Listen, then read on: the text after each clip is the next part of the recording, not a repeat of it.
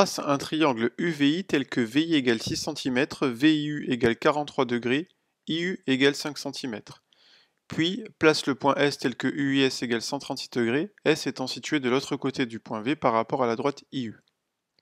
Pour cela, voici une petite animation où l'on va décrire ce qui se passe. Tout d'abord, on commence par tracer le segment VI de 6 cm, puis on place le centre du rapporteur sur le point I pour mesurer l'angle de 43 degrés. On trace IU de 5 cm et ensuite on relie U et V pour tracer le segment VU.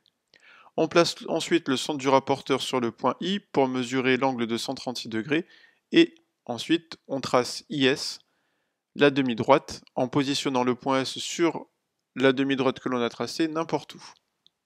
On remontre encore une fois l'animation.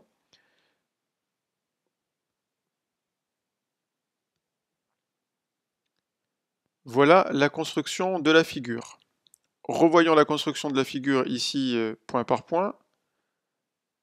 Voilà, et on arrive à la question 3. Comment semblent être les points VIS? Est-ce vraiment le cas? Prouve-le. Tout ce que l'on peut constater, c'est que les points VIS semblent être alignés.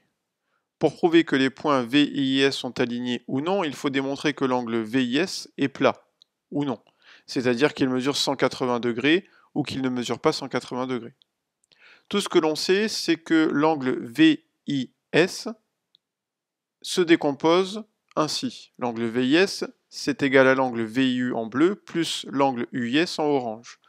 Or, l'angle VIU est égal à 43 degrés et l'angle UIS est égal à 136 degrés. Donc, l'angle VIS est égal à 43 degrés plus 136 degrés, ce qui nous fait un total pour l'angle VIS de 179 degrés, qui n'est pas égal à 180.